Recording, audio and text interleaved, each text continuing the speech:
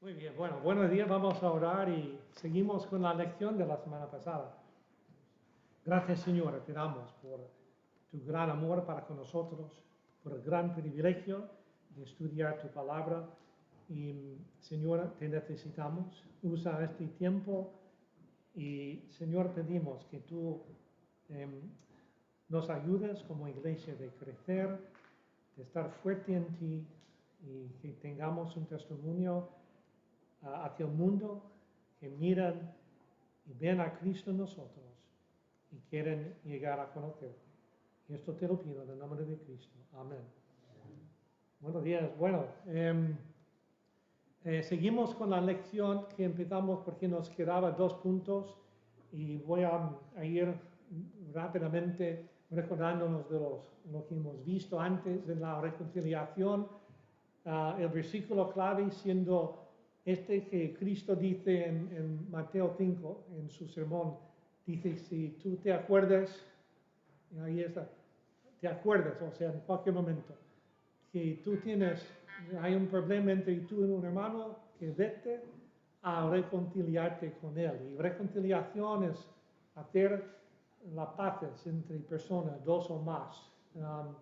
Es para que haya armonía o haya armonía. Y esto es lo muy, muy importante como vamos a ver, a repasar las cosas.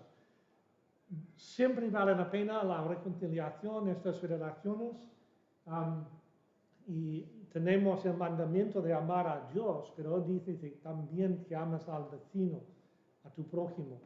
Entonces, este amor, esta armonía es importante en los ojos del Señor y nos manda, es mandamiento, no hay duda.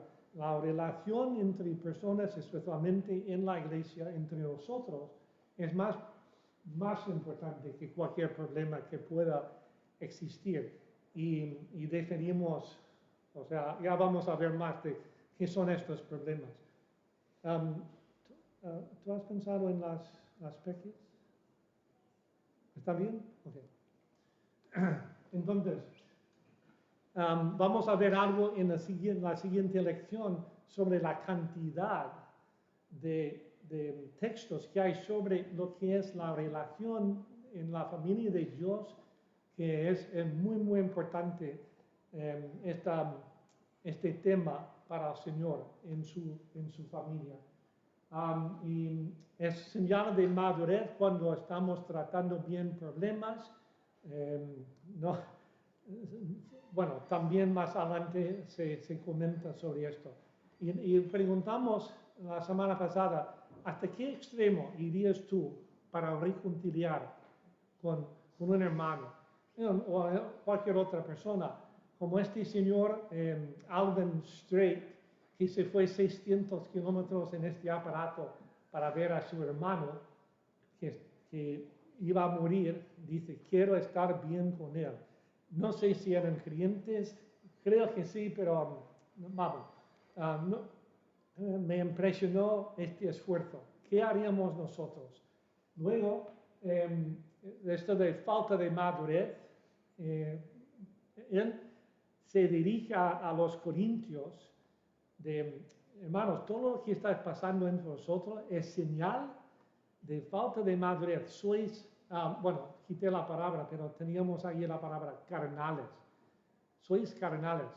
Y es curioso, porque hablando de la cantidad de textos que hay sobre este tema, cuando tú lees cualquier carta, los Corintios quizá destaca más, pero en cada carta de Pablo, él se dirige a un problema, hasta en Filipenses, que es una iglesia que no estaba escribiendo para corregir doctrina ni dar doctrina, era una carta de gozo. Sin embargo, ahí aparece un roce y que él se trata y pide a un hermano ayudar a dos hermanas.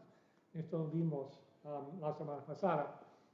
Entonces, pacificadores, en el mismo sermón que estamos mirando sobre esto de si tienes problemas con tu hermano, que vayas a reconciliarte, también dice que en las bienaventuranzas los pacificadores son los que verán o serán llamados hijos de Dios. y no tenemos tiempo de desarrollar esto, pero esto de ser pacificador, yo sabiendo de un problema intento ayudar a otros, es muy difícil, ¿no? Porque comentamos, a veces la gente piensa, estás metiendo la nariz donde no pertenece. Y hay momentos que sí, es verdad. O sea, vamos a hablar de chismeos más adelante, pero en cuanto a saber algo de un hermano, como comenté, vi una cosa entre dos hermanos, yo simplemente les hablaba y a ver si se puede ayudar.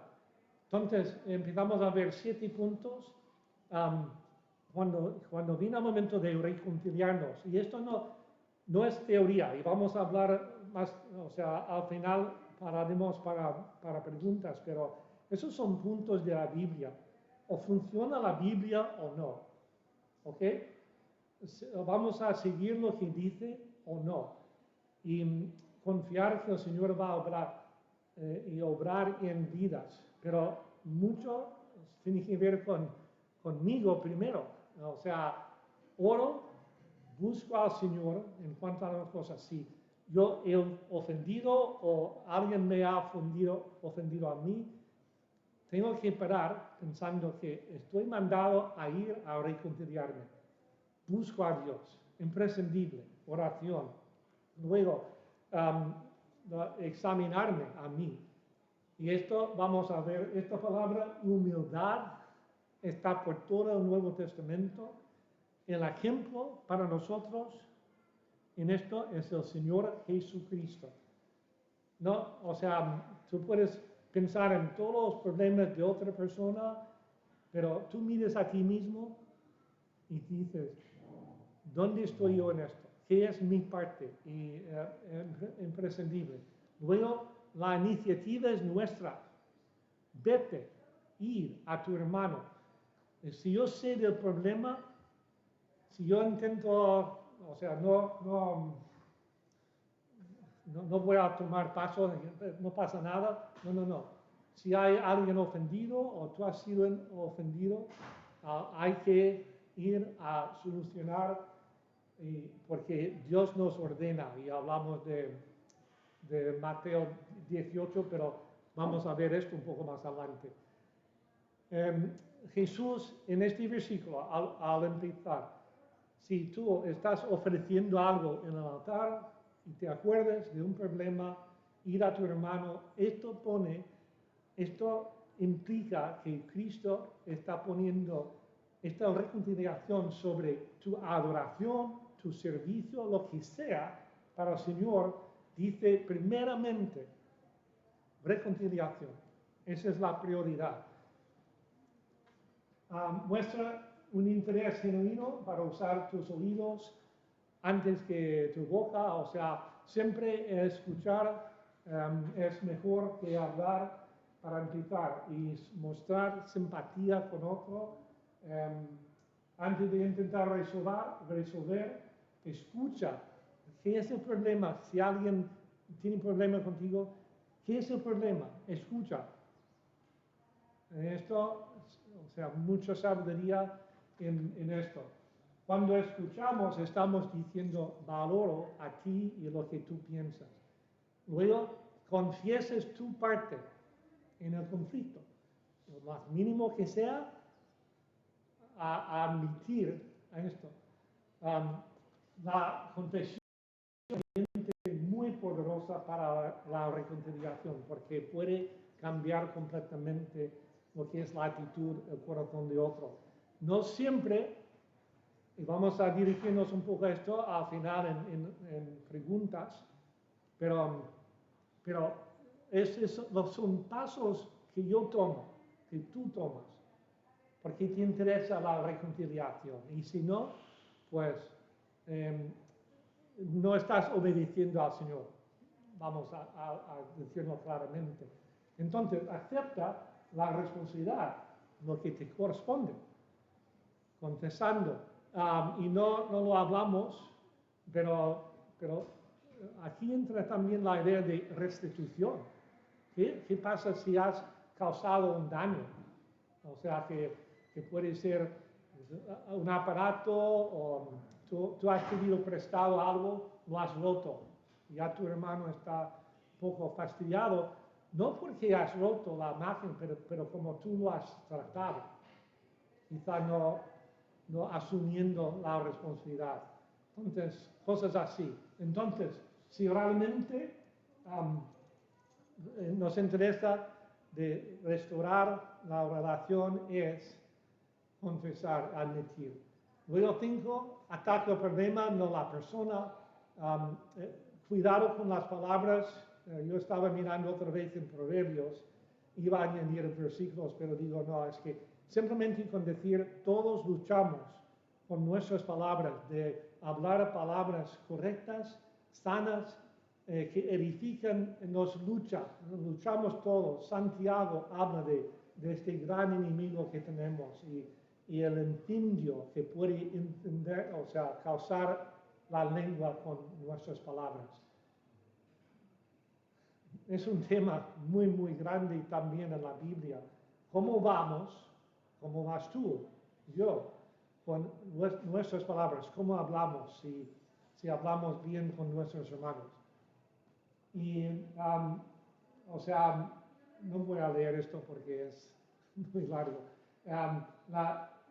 No queremos usar armas para la destrucción. Queremos enterrar la arma y ir a buscar la solución del problema, o por lo menos llegar a un acuerdo que no hay un buen acuerdo como creemos quizá, pero sí somos mandados a amarnos en una a otra. Y no es la idea de ir buscando quién es el culpable, quién tiene razón o no. Luego, esto es donde terminamos la semana pasada. Coopera tanto como te sea posible. Por amor a Cristo, haz todo lo que puedas para llegar a un compromiso en este asunto, a fin de pacificar al hermano ofendido. No es intentar tapar el asunto, ponerlo debajo de la alfombra, sino llegar a un acuerdo que quizás, bueno, hermano, en esto vemos de maneras diferentes y no vamos a llegar a un acuerdo, pero mira, estamos mandados a hacer eso. Pero mientras, pensando en todos los pasos de antes, si yo he confesado, he hecho todo lo posible para estar en paz, entonces yo estoy haciendo mi parte. Esta es la cosa, hacer tu parte. Bueno es no comer carne, ni beber vino, ni nada en que un hermano tropieza o se ofenda o se debilite. Romanos 14. Estamos dispuestos, como este hombre iba en su tractor a ver a su hermano, estamos a hacer una cosa sencilla para hacer paces y, un hermano piensa que no se debe comer carne. Bueno, no estoy de acuerdo, pero no voy a hacer gran espectáculo sobre esto, comer carne delante de él o lo que sea, comentarlo. Simplemente lo pongo aparte para mi hermano. ¿Qué estás dispuesto a hacer para tener esta paz? Y eso de humillarnos y estimar a los demás como superiores a nosotros mismos es muy difícil, pero es lo que manda Pablo a los filipenses. Y luego dice, porque estamos siguiendo el ejemplo de Cristo, que haya en ti este mismo sentir. Hermano, no es mi idea, no es la idea de un grupo de personas.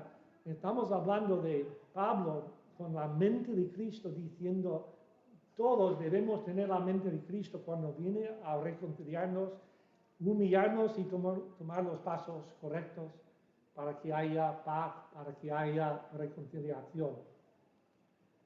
Y luego número 7, hacer hincapié en la reconciliación, no en la resolución. ¿No? O sea, reconciliar es tener paz. Solución resolución al problema puede que no haya. Vamos a verlo más adelante, pero por ejemplo, Pablo y Bernabé. Bernabé dice, vamos a tomar a Juan Marcos. Pablo dice, ni hablar. Y hubo ruptura en una amistad, un equipo de ministerio muy eficaz, porque no llegaron a una resolución. Pero sí vemos en la Escritura que había reconciliación. La Biblia no nos da un versículo, pero vemos el resultado. Y como Pablo luego habla de Bernabé posteriormente, indicando que estaba en paz con él. No es realista que vamos a estar todos de acuerdo de los asuntos. Uno dice, yo puedo hacer eso. Yo digo, ¿cómo es posible que piense que puedo? Y yo pienso que tiene que pensar como yo. Si no es una doctrina bien clara, por ejemplo, beber vino, para ir a algo, o sea, polémico, o sea, música quizá muy, muy polémico. Pero al final tengo que ver que simplemente porque no escucha como yo, o lo que escucho yo, o pienso como yo, no quiere decir que no es mi hermano y que no podemos tener la relación que debemos tener entre nosotros. Es porque es más importante esta relación que cualquier otro asunto. La reconciliación enfatiza la relación, la resolución enfatiza el problema. ¿Y en qué queremos enfocarnos? La relación, no el problema. Cuando nos concentremos en la reconciliación, el problema pasa a un segundo plano de importancia. O sea, quizás cuando estamos juntos, este hermano y yo, simplemente no hablamos de este tema. Y podemos pasarlo bomba en comunión, pero no vamos a este asunto, ¿no? Pero otra vez, no será un asunto de doctrina o algo muy importante que no se ha solucionado, porque veremos que hay cosas que hay que atender e incluso involucra a otros hermanos y luego la iglesia en cuanto a resolver problemas a veces, porque hay un asunto ahí que no se puede dejar, pero hay una manera de hacerlo correctamente, es lo que vamos a ver. Entonces, los cristianos solemos tener con toda legitimidad desacuerdos, o solemos tener estos desacuerdos, pero podemos decir, pues vamos a estar de acuerdo, estar en desacuerdo, pero sin ser desagradables, sin tratar uno a otro de una forma indigna. O sea, lo que al final Cristo está buscando es la honra y gloria para su nombre. Caso de Pablo y Bernabé, se apartaron. Parece que fue muy, muy agudo este desacuerdo y se separaron. Actitudes no sabemos mucho, pero ¿cómo sabemos que al final Cristo no estaba culpando ni uno del otro? Porque Pablo se fue con Silas. ¿Y qué hicieron? Establecieron iglesias, aumentaron el ministerio. ¿Qué hizo Bernabé y Juan Marcos? Pues se fueron a Chipre y más adelante, obviamente por el ministerio de Bernabé con su sobrino, le ayudaba a ser útil para Pablo. O sea, un desacuerdo sí, pero enemistad no hubo. Desagradables no se trataban así entre ellos. Dios quiere la unidad, no una conformidad, uniformidad. Podemos siempre caminar codo a codo del mismo modo si estamos enfocando en una cosa, en el Señor. ¿Okay? Esta es la meta de estos siete puntos, todo con el fin de restaurar, reconciliar relaciones. Ahora, el punto para siempre vale la pena las relaciones. Si tú no estás bien con alguien aquí o en otro hermano, en otro lugar familiar, vale la pena y estamos mandados a reconciliarnos. Siempre vale la pena y estamos mandados.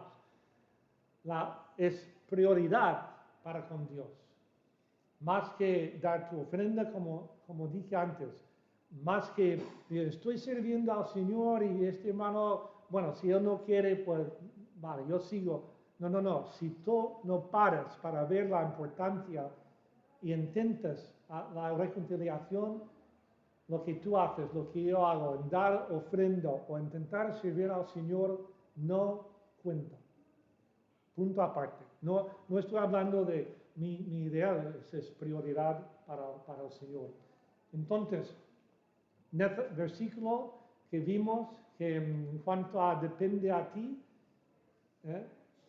depende de ti, de vosotros, que estemos en paz con todos. Ese es un principio muy fuerte. Y luego, Mateo 6, porque si perdonáis a los hombres sus ofensas, os perdonará también a vosotros vuestro Padre Celestial. Mas si no perdonáis a los hombres sus ofensas, tampoco vuestro Padre os perdonará vuestras ofensas. Mateo 6, aún en el Sermón del Monte. Dice, pero él no ha perdido perdón, ¿cómo puedo perdonarle?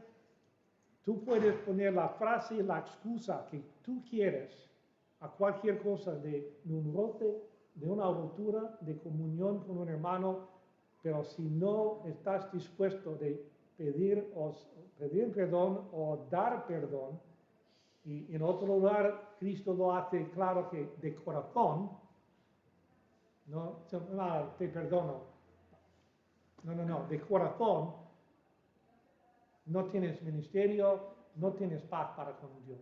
Es muy serio, hermano. O sea, estamos hablando del testimonio nuestro luego de esta iglesia y ante el mundo. Preguntas. ¿Qué debo hacer para hacer o estar en paz con otro en una relación rota? Alguien me vino después y pues durante el estudio el Señor trajo a una persona a mi mente y no le he preguntado si ha hecho algo aún. Otro me habló de qué hago si un hermano no escucha, no quiere reconciliarse. Buena pregunta y es muy común porque somos muy cabezones a veces de querer hablar de problemas, de solucionar cosas, pero pregunto, tú has tomado la iniciativa, has ido a esta persona o para decir, esto ha pasado y me has ofendido o yo me acuerdo, yo te he ofendido y quiero la paz entre nosotros, quiero reconciliar. Si esta persona dice, no, esto no es nada, tenemos que pensar qué pasa aquí. Si yo he ofendido a alguien y no quiere darme perdón, siempre va, pero has dicho esto, ¿cómo es que si hace esto, tú qué puedes hacer? ¿Perdonas igual? Tú has tomado los pasos, la iniciativa ha sido tuya, tú has pedido perdón y has mostrado humildad. Y esta es la palabra clave en todo esto, las relaciones. El ejemplo a seguir es de Cristo. Piensa su vida y dijo, ¿qué nos toca hacer? No podemos hacer a otro perdonarnos o querer restaurar, pero estoy hablando ahora que ¿qué haces tú? ¿Qué has hecho tú? Y no vengas con, pues, son bonitos los puntos. Esta es la palabra de Dios, no son nuestras ideas, es obedecer a Dios. La obediencia, punto aparte. No tratamos de teorías de, sí, o sea, eh, eh, bueno, es una teoría, si esto, si practicas esto quizá, no, es la verdad, es la palabra de Dios. Entonces, todo tiene que ver con mi vida, los pasos que tomo, mi actitud, humildad, obediencia, todo.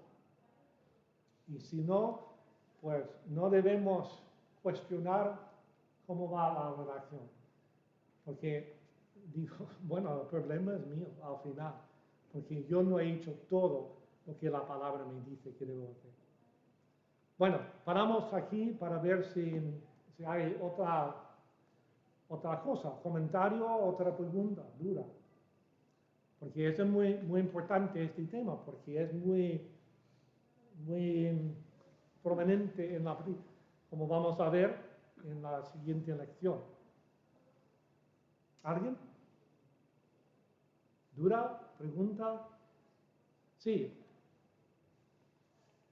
En la pregunta de ¿qué hago si un hermano no me escucha o no quiere reconciliarse? Después de haber hablado con el hermano y me dice te perdono, pero ves que su actitud hacia ti no cambia, a pesar de que habéis hablado y ha dicho que te perdona y parecía que todo estaba bien, pero ves que no hay una relación cordial. Sí. ¿Qué haces? Bueno, si es algo que tú has ofendido y has hecho tu parte,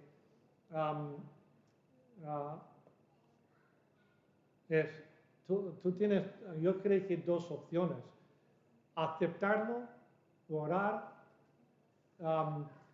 pero esto luego, si se ve que está afectando lo que es la iglesia, entonces esto hay que ir a practicar lo que hay en Mateo 18, aunque ahí Cristo estaba hablando, si alguien te ha ofendido a ti, tú vas y intentas solucionar, y luego si no escucha, pues coges otro hermano que sabe del asunto y vas. Y luego el siguiente es que llega ante la iglesia, hay disciplina. Y tú dices, es muy fuerte, hablando de involucrar a otros y luego la iglesia y disciplina. Hermanos, ¿de qué estamos tratando? La iglesia, no un asunto pequeñito, estamos hablando de la iglesia por la cual Cristo dio su vida, pagó un precio muy fuerte y la palabra dice que Dios quiere que su iglesia sea sin mancha. No se trata de ti y de mí al final. Es la gloria de Dios, su nombre, su iglesia, que su iglesia sea lo que... Cuando esto lo que he observado, donde he visto, he escuchado de una iglesia que trata de problemas, de hermanos, cosas así, y llega a disciplina, esto duele. Pero luego hay resultados y la iglesia crece, es más fuerte. Y pensamos en la misma iglesia de Corinto, Pablo dice, este hermano que está pecando así, pues ponle aparte, para que Satanás pueda tratar con él. Pero es hermano, para que vea lo que está pasando. Y luego en 2 Corintios vemos que él se reconcilió, se arregló con el Señor y hubo resultado así.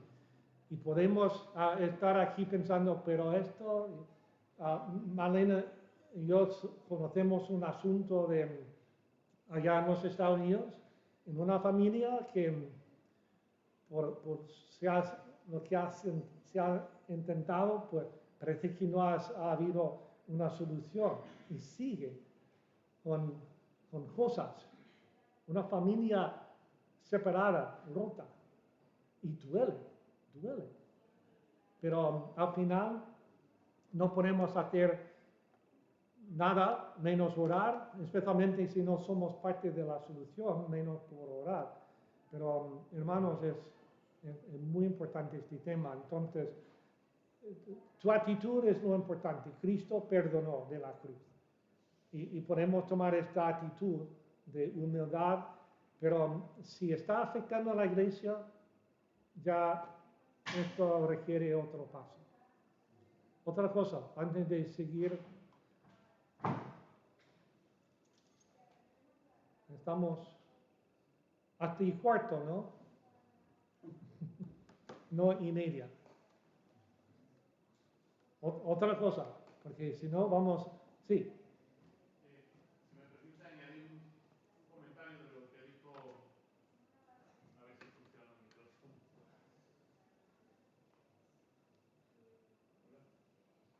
Hola, ¿te escuchan?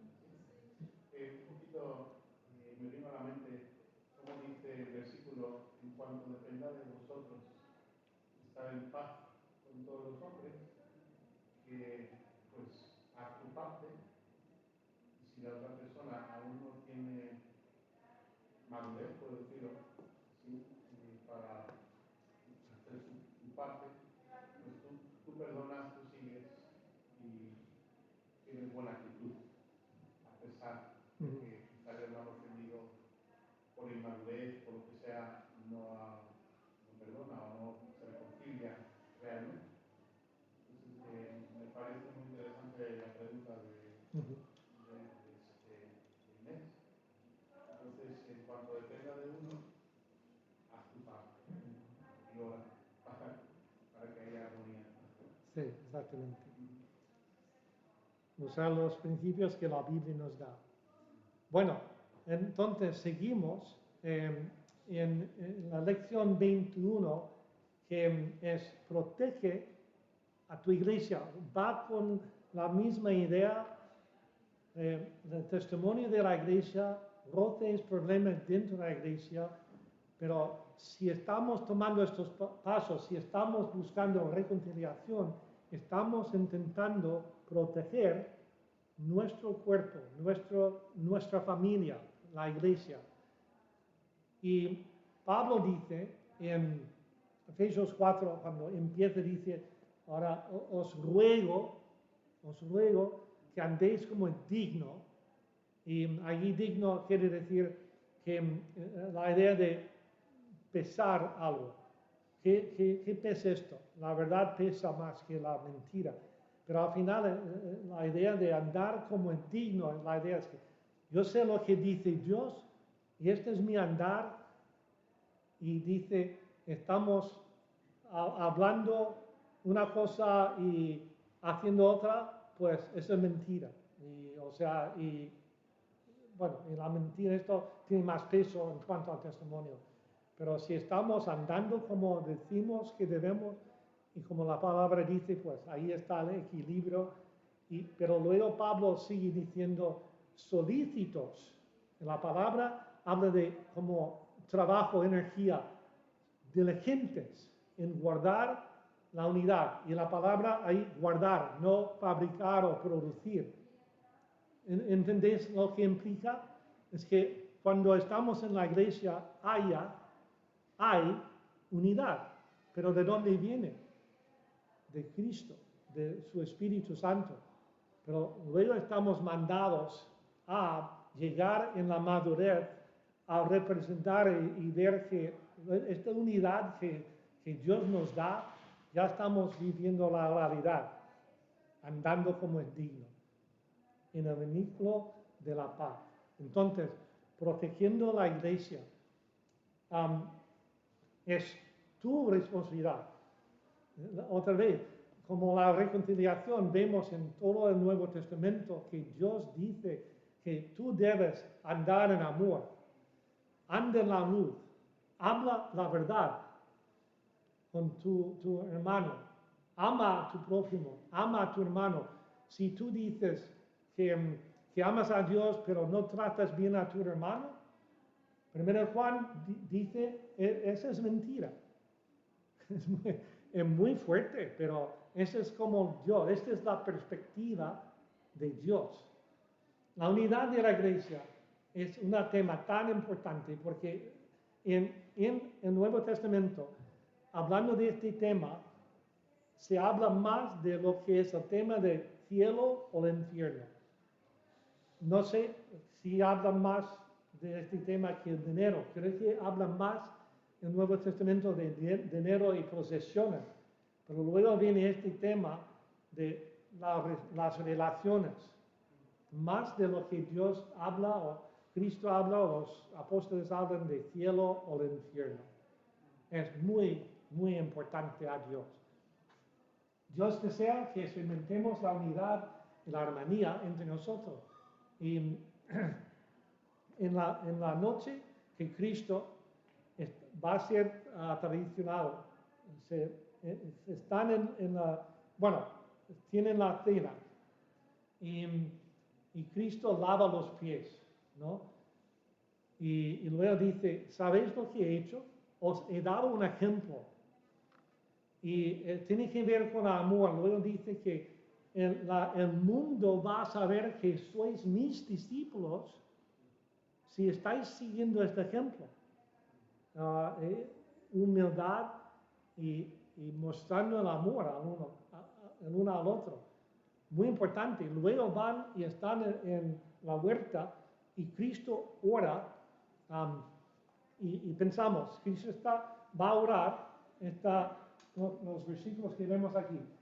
Y vemos que nuestra unidad era lo más preocupante en su mente en este momento. Ha estado sufriendo mentalmente, emocionalmente ya. Viene su crucifixión. Es fuerte. Y luego va a orar y en su oración está pensando en ellos, no en todo lo que va a pasar él.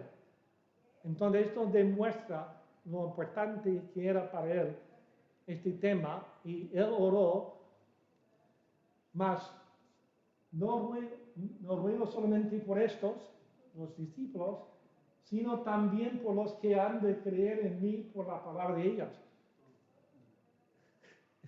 Este es el primer siglo y Cristo estaba orando pensando en nosotros que hemos creído. Ya, la palabra de los apóstoles y los que han escrito la palabra.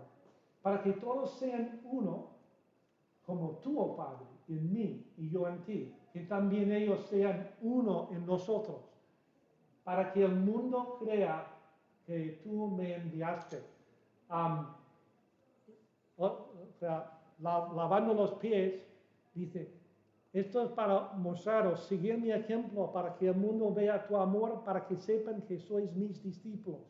Y ahora es para que sepan que somos una unidad, lo que hay entre nosotros.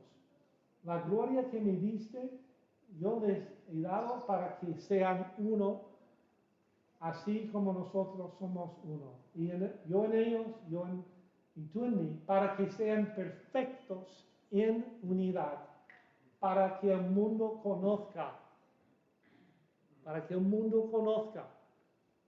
que tú me enviaste y que los has amado a ellos como también a mí me has amado. ¿Qué oración más? Sin interés en sí mismo, sino en nosotros.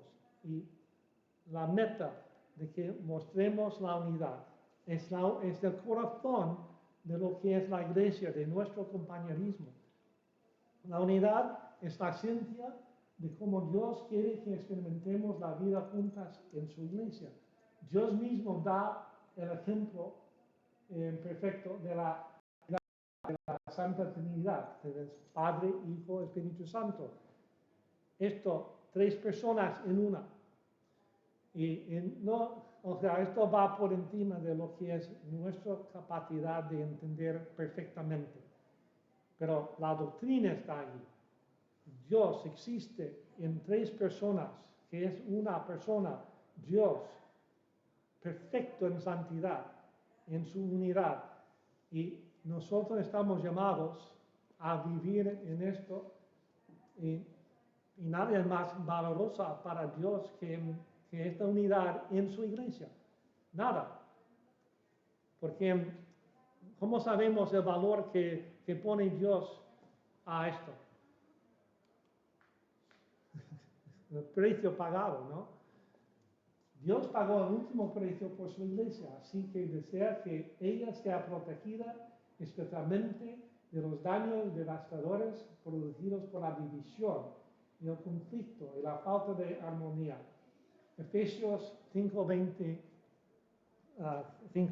Vamos a ver esto y no vamos a poder seguir mucho, pero yo quiero que esto debe llamarnos la atención. Cuando Efesios, 3 capítulos, preparándonos para lo que seamos santos, entendiendo qué somos en Cristo, qué tenemos. ¿Qué eres tú en Cristo? ¿Qué tienes? La salvación, sellado por el Espíritu Santo. Todas esas cosas. Luego 4, 5 y 6. Entonces anda como es digno. Llega hablando de las relaciones en capítulo 4. Si tú no perdonas a tu hermano, pues ¿cómo esperas que Dios te ama? Ten misericordia. Efesios 4, 29. Capítulo 5. Anda en luz, anda como hijos de Dios, anden en amor. Luego dice en cuanto a vuestras relaciones, mujer, hombre, luego padres, amos y esclavos, todas las relaciones que puedes pensar, Pablo se dirige a esto. Pero curiosamente, cuando está hablando aquí en Efesios, dice, maridos, amar a vuestras mujeres, así como Cristo amó a la iglesia y se entregó a sí mismo para santificarla, habiendo purificado en el lavamiento del agua por la palabra, a fin de presentársela a sí mismo, una iglesia gloriosa, que no tuviese mancha, ni arruga, ni cosa semejante, sino que fuese santa y sin mancha. Eso es lo que Dios quiere de nosotros, de nuestras relaciones, que tengamos una relación pura y santa, en armonía el uno con el otro. Y está hablando de la iglesia, pero también dice, maridos, este es como tú debes amar, amar que esté dispuesto a sacrificarse, cosa que Cristo hizo. Y luego, versículo 32, grande es este misterio, mas yo digo esto respecto de Cristo y de la iglesia. Tu matrimonio es un cuadro, es el ejemplo de la relación de Dios, Cristo y la iglesia. ¿Cómo va eso? Todo tiene su importancia y es un testimonio. Al final, mi matrimonio al final es un testimonio al mundo de lo que es la iglesia y Cristo. Eso pesa mucho, mucha responsabilidad. Luego, Cristo te encomendó a hacer todo lo posible para preservar la unidad, proteger el compañerismo y promover la armonía en tu iglesia, o sea, nuestra, pero es su iglesia. Entonces, este pasaje, Efesios 4, 1 a 6, estúdialo.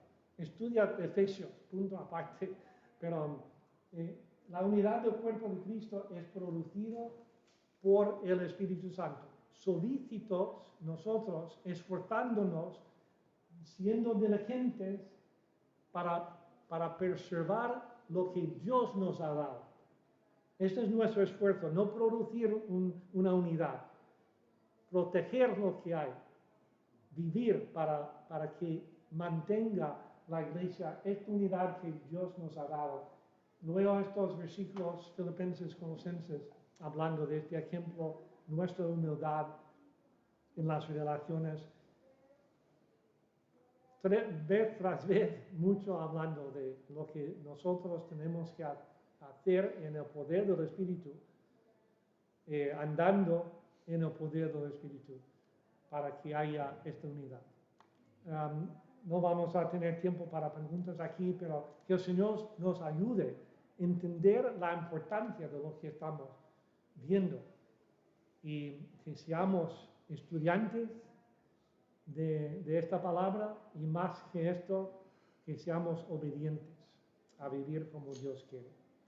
Señor, gracias por tu amor, por todo lo que tú has hecho para darnos vida y para darnos esta relación que tenemos el uno al otro y que guardemos esto, Señor, que disfrutemos y que sigamos aprendiendo lo que significa cuando estamos juntos, no hablando de cosas sin importancia, el tiempo, trabajo, deporte, sino compartiendo lo que tú estás haciendo en nuestras vidas. Nos cuesta, Señor, y por eso has escrito tanto sobre ello. Ayúdanos a estar dispuestos a hacer nuestra parte. Danos tu fuerza. Llénanos de tu espíritu. Y encomendamos esto a ti y lo que sigue ahora en el culto de alabanza y predicación. Señor, bendice este tiempo también. Lo pido en el nombre de Cristo. Amén. Muy bien, gracias.